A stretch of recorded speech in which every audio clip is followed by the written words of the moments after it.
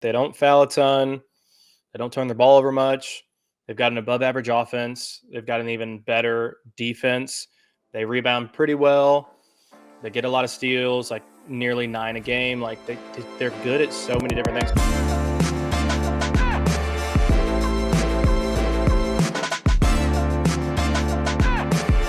Call me and Jake, Will Ferrell, and Zoe Deschanel, because we are singing Baby It's Cold Outside right now. 10 inches of snow on the ground here in Louisville, Kentucky. I think much less snow in Bowling Green. What do you have to report, Jake?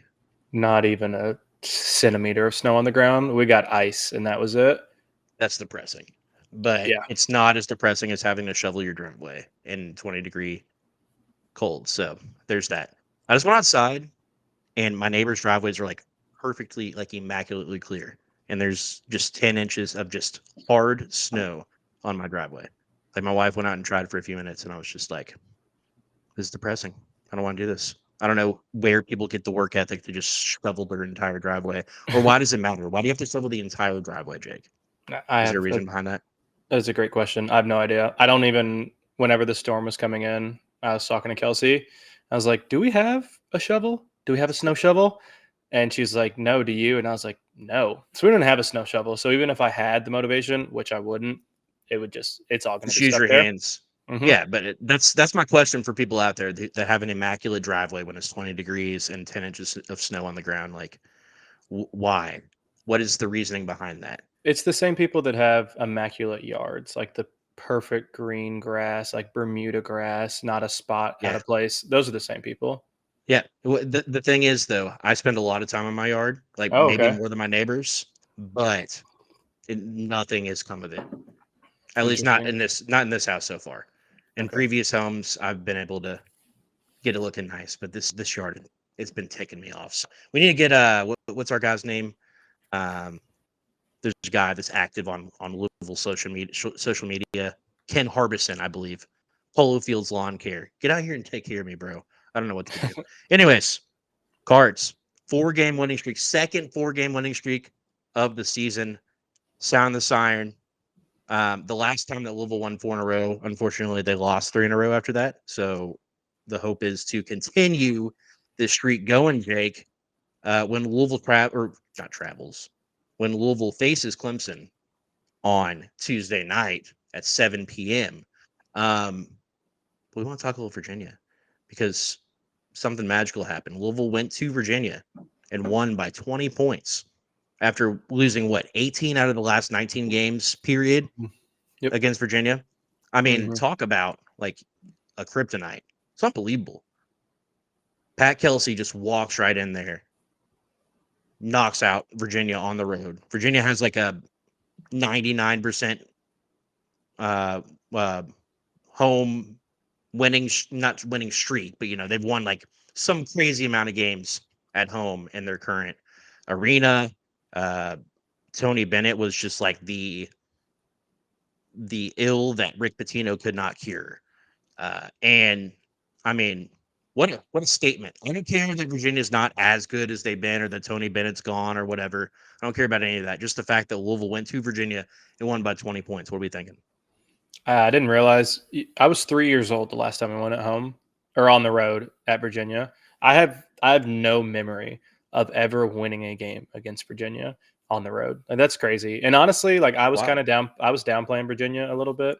Coming into the game, they were basically calling them like Virginia of old, except for they didn't have Tony Bennett and they weren't as talented. But like I actually thought like that Virginia team, I think, can make the tournament. Like with Rhodey, McNeely, and Elijah Sanders, like that's all they need. 3 good players that can score on their own and then really good defense. I honestly think that Virginia team can make the tournament. So which makes me even more impressed with the win and more impressed with Louisville. We got players, man. I mean, Virginia's not by any stretch of the imagination a bad team. I'd say they're just on the positive side of like middle tier in the ACC this year. But for Louisville, I don't care what season it is or what the circumstances are, for the fact that Louisville went in there and won so convincingly, kind of just going away.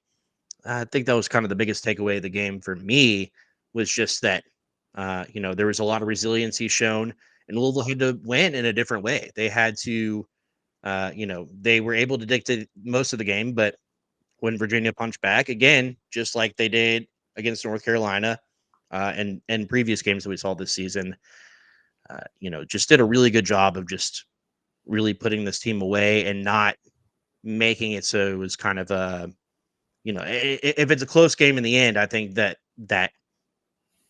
kind of airs on the side of Virginia. That gives Virginia a bit of a leg up a little bit. So took care of business. Did something that Rick Pitino and David Padgett and Kenny Payne had never done, and Mike Pegues had never done. Go on the road and win at Virginia. Denny Crum only did it in 1 out of 3 tries. Pat Kelsey's 1-0. I mean, that says a lot right there, right? Jake, you've kind of prepared 3 big things to take away from the Louisville, Virginia game. You want to hit on those? Yes, sir. I think the biggest thing to me is we won this game by winning in the paint, which is not something that we've ever really seen us do. Like typically, like when we played Kentucky, we played well, we shot really well. Like when we play against good teams, and I guess during the Bahamas tournament, we played pretty decently well in the paint, but we also had a bit of a different roster then as well.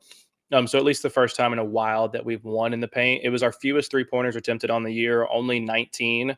We hit 7 out of 19, which is good. It's like 37%. Unfortunately, Rain hit 5 of those 7, so really nobody else shot well, but Rain shot well.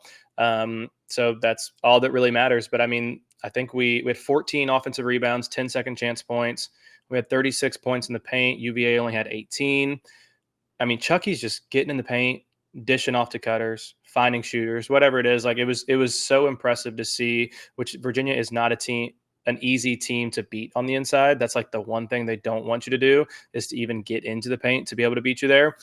So I thought it was super impressive that we were able to win this game in a style that I hadn't seen us play since the Bahamas, basically. What's take your 2? Was that all 3? I'm sorry. Did I No. that up? No. We got 2 more in here. Don't worry. Take number 2. Number 2 hinted on it a little bit in that last one, but Chucky Hepburn continues to be the straw that stirs the drink. 7 assists on the game, didn't score as much, which sucks because I took him over 14.5 points, but he just decided to pass every time he beat his man instead of shooting. But that's okay because it helped us win. But he was just constantly getting past his man, which you have to have guys that can beat their man against Virginia. Because if you're just all struggling to get into the paint and they're just able to pack it in and forcing you to take long contested threes, like that's what they want. And they weren't able to. Chucky was able to get past so many guys, and even Terrence Edwards at times. But I did like his facilitating and Rain's ability to make open 3-point shots were the reason that we looked comfortable for the first time in a long time against this UVA defense, and was the reason why we're one of only 3 teams to score 70 plus against UVA this year. So that's number 2. Hit me with number 3. Keep him rolling. Number 3, my lord.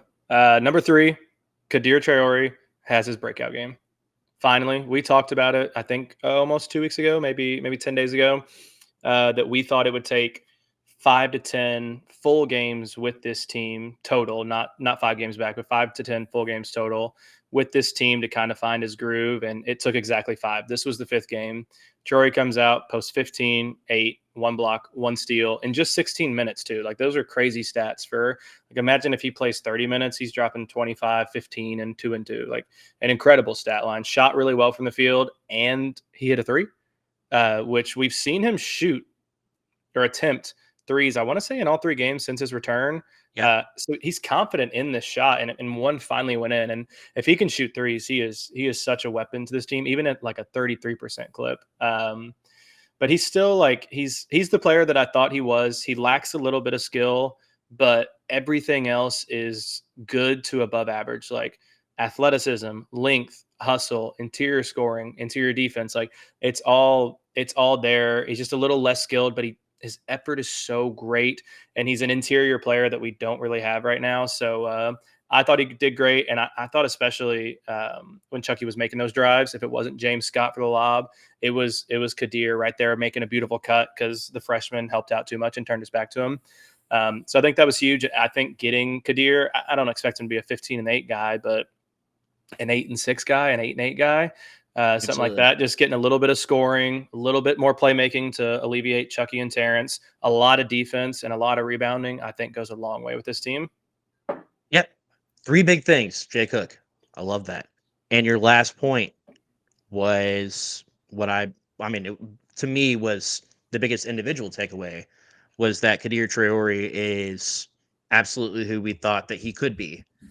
And I think, you ever heard of the comedian Drew Lynch before? You know this? He's the comedian from America's Got Talent that stutters. Okay, no, never mind. I don't know the stuttering. He has comedian. like a debilitating stutter, and most of his act is about the fact that he stutters. Okay, no. But he actually has a fantastic TED Talk that I've listened to a few times. And a big thing that he hit on was that he hates crowd work, obviously, because he stutters, but he has gotten so good at going off script. And somebody came up to him after the fact and said, "I love your prepared work, but the best thing about you is that you're amazing off script." And that's the strength that everybody needs to have in life. When things aren't going right, how do you right the ship? How do you react?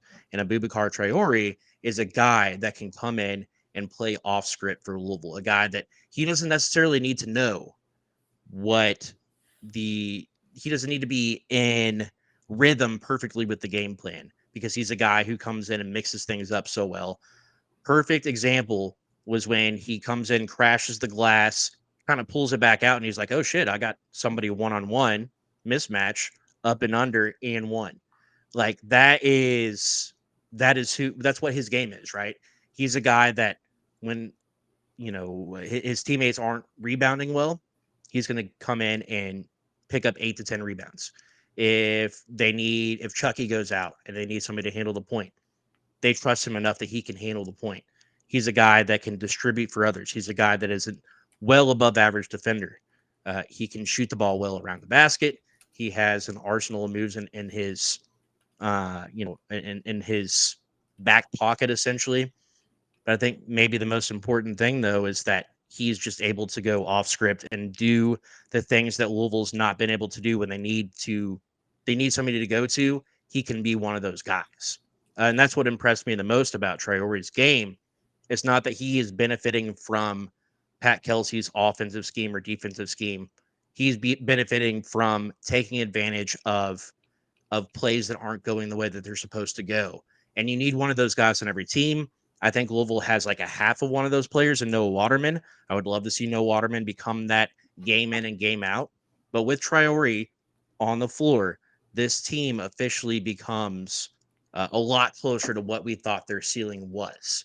Obviously, without Pryor and without Corin Johnson, there's still some work left to be done. But this is absolutely a team that can make some noise in the NCAA tournament because of a guy like Kadir Traore.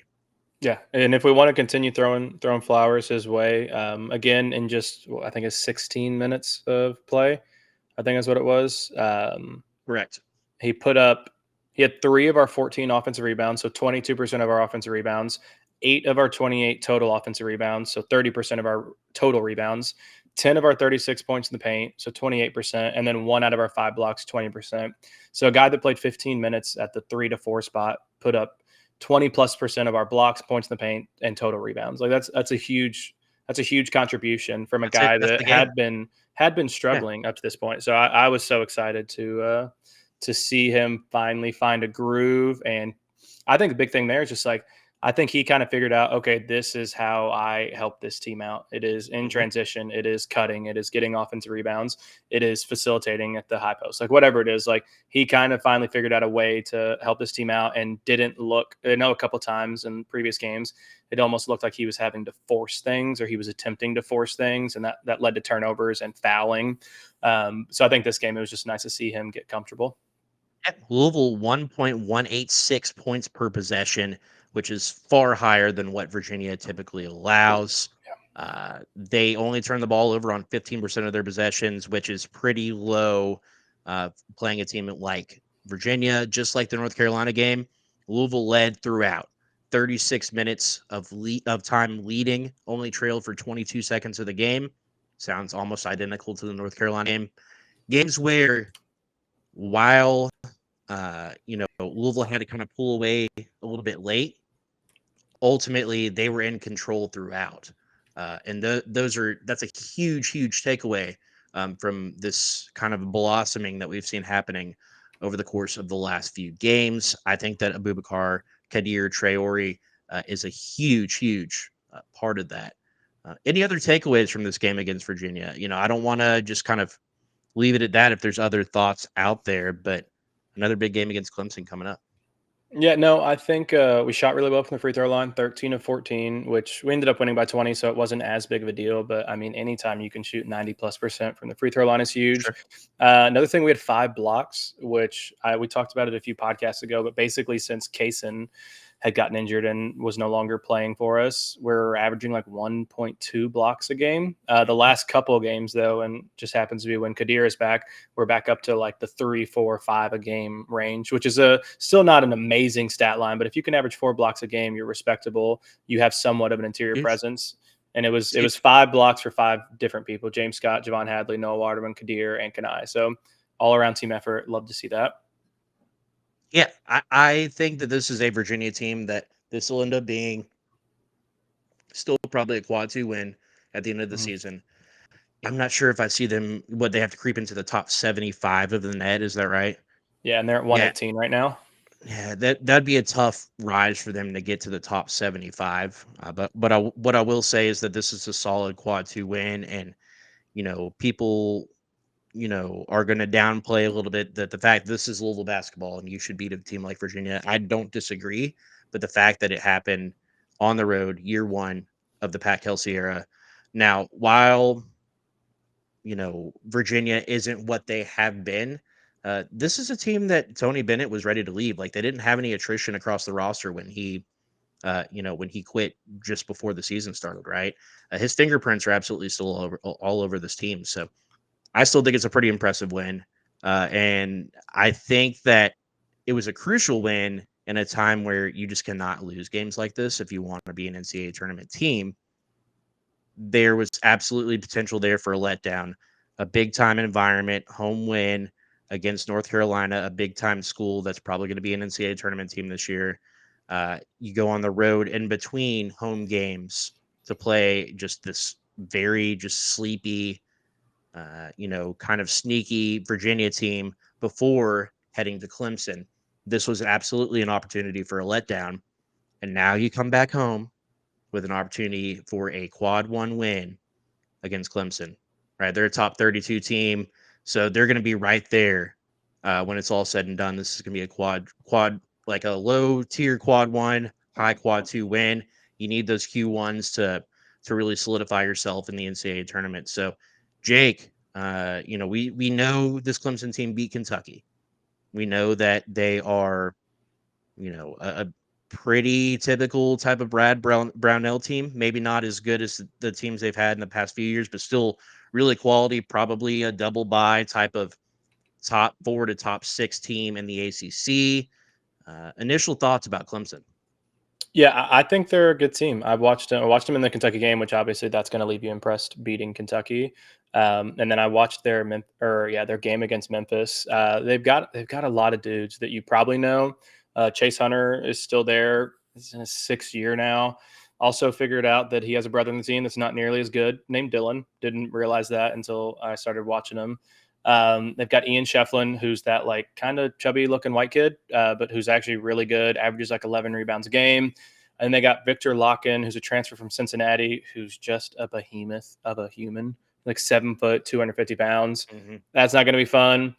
And then they've got Jaden Zachary, who's at Boston College last year, who's still in like his 5th year, has not figured out how to shoot, but does everything else that you want. Like, he's a senior guard, like handles, facilitates, incredible defender, can shoot a mid-range, can finish tough at the basket. Like, the only thing he can't do is shoot.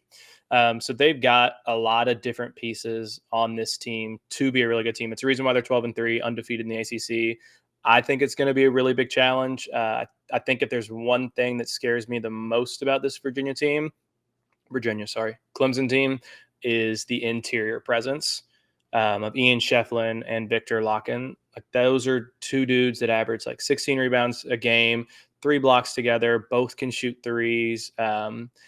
And I think we can probably shut one of them down, but do we have the bodies to shut both of them down? I think that's the one thing that scares me the most. And Chase Hunter's like an 18-point per game scorer, and he's just very hard to shut down in general.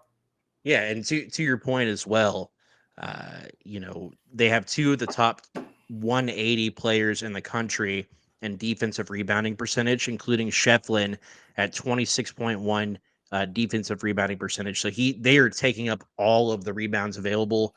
Very much a team that limits you on the offensive end, so like a one and done type of situation. I think that's how they win a lot of games. Is that they don't allow a lot of second chance points. When you get into kind of the nitty gritty, shout out Ken Palm. They do not hold the ball for super long on offense. They're 83rd in average possession length offensively, but they make you hold the ball for as long as anybody in the country on the defensive end. 19.3 seconds per defensive possession. I believe they are. How many teams did we decide there are? 367. 365, 366, somewhere in there. Well, 360 something. They are 364th in the country in average possession length on defense, meaning that they are defending hard as hell for 30 seconds and making you take a difficult shot. That's kind of where they thrive, right? 3-point defense is a major strength of theirs as well. They're only allowing opponents to shoot 31.8% from deep. We do that to ourselves. We don't even need to help us there. Yeah, we don't need that. That's cool. But I mean, that was one noticeable thing about the Kentucky game, and the reason that Clemson came out victorious was because Kentucky was just not able to get it going from deep. When you look at Clemson's, quality wins, so they have obviously the win against Kentucky is obviously their major standout victory. But they also have victories over Penn State, Stanford, Cal. Looks like they just completed that. Stanford and Cal, I don't know if they just rode on a plane together out there to play them back to back. But and then their losses are a weird one on the road at Boise State. That is an odd trip to make. By like 22, I think. Yes, they lost by 13 to Boise State. Okay. And then they lost back-to-back overtime games. The first one at home to Memphis, and then the second one on the road at South Carolina in a rivalry game. So this is a really quality squad, but I think it's a team that's beatable. But you have to be on your A game in order to make that happen, right? Like they just move the ball really well, they rebound really well, they defend really well. There's not a lot of things that they do poorly, and this is not like an off the bus team, right? Like this is not a team that, if you saw Louisville and Clemson get off the bus, one after the other, you think Louisville has a legitimate advantage because it's like we talked about last week, it looks like a bunch of accountants getting off the bus, right? But this is a formidable opponent. I mean, their rebounding, I think, is the thing that stands out to me as the most impressive. Like they just suck in those rebounds, dude. It's pretty impressive to watch. But if you had to look over this, over this matchup and come up with a couple of ways that Louisville can counteract Clemson's style of play, what stands out to you? Yeah, I don't know about style of play because, they just, like you said, they do everything pretty well. Like, they're not really great at one thing. They're also a really good shooting team. I think they shoot like 38% from three. So, like, which is top 35 in the nation. So there's just not a whole lot that they do bad. There's not one thing where you're like, fast break them, force them to turn the ball over, shoot threes on them. Like, there's nothing that sticks out from a statistical standpoint. I think if there's anything that Louisville can do, it would be shut down Chase Hunter. If you watch this team, he is like the true one dude that if he gets the ball in his hands, you are afraid because he is quick, he is shifty, he can get to the basket, he can finish tough mid-range jumpers. So like if there's anything we can do from a game plan standpoint, I would say try to shut him down. And I think that Terrence Edwards will most likely be on him just because of the size. And then Chucky would go on to Jaden Zachary, the transfer from Boston College. And Terrence has done well against other players, but it's hard to stop Chase Hunter for anybody, no matter how good of a defender you are. Yeah. I mean, that's going to be the challenge, right? Louisville has there's a bit of a quiet reputation now that dudes are going to kind of get their own, like against Louisville. Pretty much every big name player that they've faced so far this year has done decently well. Like, can you think of a player that they just kind of shut down? Uh, They North forced, Carolina. yeah, Zakai Ziegler's turned the ball over a ton, but he still scored a lot. But yeah, Right, right. Yeah, I mean, I think across the board, teams' number one guys have done pretty solid. And I think the Pat Kelsey mantra is completely opposite of Rick Pitino, right? Like if you remember the if there was a clear cut best player on a team, Rick Pitino was going to take that guy away. Period. Like that's just what he did. And I think Pat Kelsey is kind of the opposite dichotomy, if you will, where he's just like let him get his own, just play good team defense. So yeah, I mean, I think you could see a night where Chase Hunter comes into the Yum Center and drops 20, 25 points and 6 assists and 5 rebounds or whatever. But you just kind of have to weather that storm and just be better. I mean, and ultimately Louisville still has a Chucky Hepburn. Louisville still has, James Scott, Aboubacar Traore, Rain Smith. Like they still have a quality squad. I think one thing that Clemson will do a pretty good job of is trying to run Rain Smith off of the line. So how will Louisville counteract that? I think that's a storyline to watch. Anything else for you that you're really watching that you think could make or break this game? And you can't say shooting. We hit threes, we win the game. If we make shots, we win the Yeah. game. One thing I will say, Clemson has been good this year, 12-3, but they are 1-2 on the road. They had that weird loss to Boise by I think you said 13, and then they lost to a pretty bad South Carolina team, and that's a rivalry game, so that's a little bit tougher to judge. But they haven't been that great on the road this year. So I think that could bode well for us because that is it. Lil John, what's their Lil John, right? That's their arena, right? Yeah, that's Lil John. Yeah. Okay. They when they play there, they're almost unbeatable. But on the road, they are a lot more human. So I think that'll help. I think it's just going to come down to our big men. Like, can we not have Chase Hunter drop 30? Or if he does drop 30, he takes 25 shots to get there. And like, who slows down Ian Shefflin? Who slows down Victor Locken? We don't. I mean, James Scott is our biggest dude, and he is 6'10", 220 pounds. Like, he's going to give up Maybe. Right. 2-3 inches. He's going to give up 30, 40 pounds against this dude.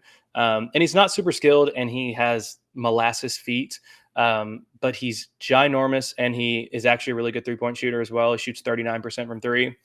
So I think controlling Chase Hunter and limiting their bigs, and that's another thing that scares me as well, like you talked about with this Clemson team being so good at ending possessions, getting so many defensive rebounds. One thing that has remained consistent for this Louisville team is offensive rebounding.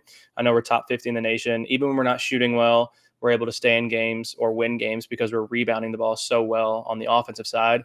And if we have a bad shooting night and we're not getting those misses, that's when it starts to get really scary. So hopefully we either continue to get offensive rebounds or we just don't miss shots and then we don't need to get offensive rebounds. That'd be cool as well.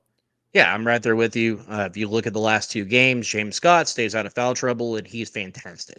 I think that it's not an exaggeration or anything like that to say that James Scott has had his best 2 games of the season against North Carolina and Virginia. And you see what the outcome is when he doesn't get in the foul trouble and he can play more freely. He knows what he's doing. It's just sometimes he gets very flaily and, fouls the opposing bigs way too much. I think that you have to keep James Scott kind of in, under wraps, just kind of in check a little bit. And if he's out there at the end of the game with only 2 or 3 fouls, I like Louisville's chance of winning. I'd also like to see if the small ball lineup is a thing of the future or if that's just something that Louisville used against Virginia. So I don't know if you noticed, but they had, let me see if I can recall this correctly, Chucky Hepburn, Rain Smith, Aboubacar Traore at the center, Javon Hadley, and Fat Edwards. That was their 5 for multiple long stretches of the second half against Virginia, and they were dominant with that. I think it was at the end of the second half or end of the first half, and then like middle of the second half when they played that rotation, and they were fantastic because Traore can just kind of suck in all of the rebounds regardless of his size. He's able to defend well with even though again he's only 6'5", but he has fantastic wingspan. Just really, really impressive that Louisville was able to just kind of shut down Virginia with that lineup. Can they do that again against an even bigger, probably much better team in Clemson? I have no idea, but I'm interested in seeing that. But yeah, I think ultimately it comes down to if James Scott can continue to stay out of foul trouble, then I think that Louisville is in really good shape. I think that's really what it comes down to. And do you want to give a prediction? I haven't looked at the spread, so this is just off the dome. I have no idea. I'm gonna go Clemson 72, Louisville 68. I think Clemson wins this one. I think they're a really good team.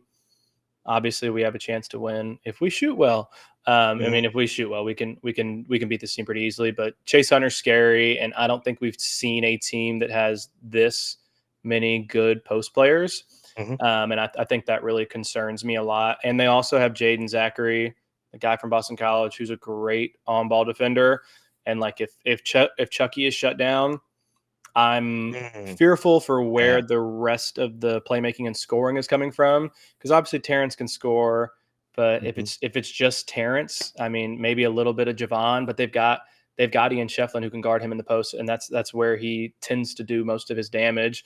And if Rain's not able to get open for threes and Chucky's being swallowed up on the perimeter, then it's gonna be a challenge. So I think Clemson wins this one. I would love to be wrong. Yeah, it's interesting. You look across Clemson's outcomes this season, and over the last few games, they've been giving up a lot more points. Granted, Memphis and South Carolina were in overtime, but I mean, they gave up 84 to Boise.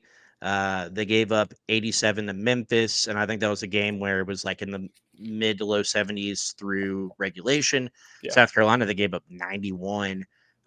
Then 62, 71, and 68 in their last three against middle tier to bottom tier ACC teams. So, yeah, to me, I think this is a weird game. I think it's just a weird environment because you're not going to see a ton of fans make the trek out there. Louisville's making a concerted effort to get fans out to the game. So if you're listening to this, you have an opportunity. There's probably a way to grab some very cheap or even free tickets to this game. I know that Rick Huber was giving out some on behalf of Planet Fitness and Glow Brands earlier today. Today is what? Monday. So, and then if you're a season ticket holder, it sounds like Louisville was giving a lot of season ticket holders 2 free tickets as well. So they are finding ways to get fans into this game, but I think it's going to be an awkward, uncomfortable atmosphere just because if you're in the Louisville area, right? Like I can't get out of my house right now.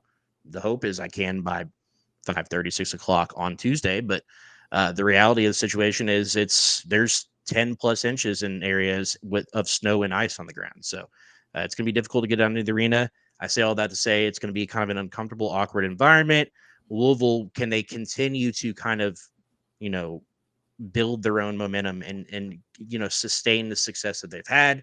This would be a major win. This would be, I think you win this game, you were firmly, squarely into the tournament with kind of all eyes on you as top 4 type of ACC team this year, right? Like that's the magnitude of this game. And I think Louisville's absolutely capable of doing that. And I'll go a little bit more positive than you, Jake. I'm going to go 73 to 68 Louisville. Okay. I think it's going to be ugly. And I think that Louisville's going to be kind of pull away at the end. Ultimately, I know I said we can't say this, but it's going to come down to shot making at the end of the game. Can Louisville make 3-point shots? Can they make free throws? This is going to turn into a free throw battle like it has in the past few games. If they can do some of that, I think they have a really good chance of winning this game. So I will say, last thing before we go, you want to talk about the little Twitter swirl of rumors of something possibly happening at the game? So that could be another reason why people need to go. Yeah, obviously, if it's safe for them to travel. Yes, if it's safe for you to travel, get out there because it sounds like people are hinting at something else will happen. I don't know if it's Michael Brown magnitude, but it sounds like somebody else is going to make an announcement at the game. So, Jake, let's hear your best prediction. I'm going to say Rick Pitino is coming back to be the ambassador of. I don't know. I can't even come up with something. He's going to be a program ambassador. Rick Pitino is coming back, and he's bringing Kenny Payne. I'll say Katina Powell is going to be named Director of Player Operations. That's my bold prediction. No, I think logically, at least what I've seen on Twitter, it looks like it's likely to be either Kaysen or Corin announcing that they're back for 2025. I assume it would probably be Kaysen because I think that we all know Corin's a sophomore. So as long as he doesn't transfer out, he will be on the team next year. That'd be pretty shitty if it was Corin. Yeah, coming into the season, we thought we had 1 year of Kaysen and that's it. He gets hurt. Thankfully, he got hurt before the medical redshirt or before his redshirt was taken away. And then also he has a year with JUCO. So, I mean, technically, I think he could get 2 years if he really wanted it, but at least 1 year. So that will be my actual guess is that Kaysen announces that he's back. And that's huge. That's a huge core of Ali Khalifa, Kobe Rogers, Corin Johnson. Let's see, Kanai, Kaysen Pryor, Michael Brown. That's 7 core players that are all going to be major players next season. So that would be huge. And then we'd be in the transfer portal. We'd be looking for like 3 impact players, and that's it. I mean, you could literally take a starting lineup of Louisville's injured players next year to the tournament. Think about that for a second. You could have Kaysen Pryor, Ali Khalifa, Corin Johnson, Kobe Rogers, and then add in Michael Brown. That's a bubble team. Yeah. So, a lot of positives to look forward to. We're hoping that we're going to come out of this game with more than just good news at the under 8 timeout or whatever it is. We're hoping to come away with a W. I think the Cards can get it done. Until next time, drink your Mr. and Mrs. Bourbon. Stay cozy with the fam and get out to the game if you can. Starting 502 podcast. Let's get out of here and go Cards. Go Cards.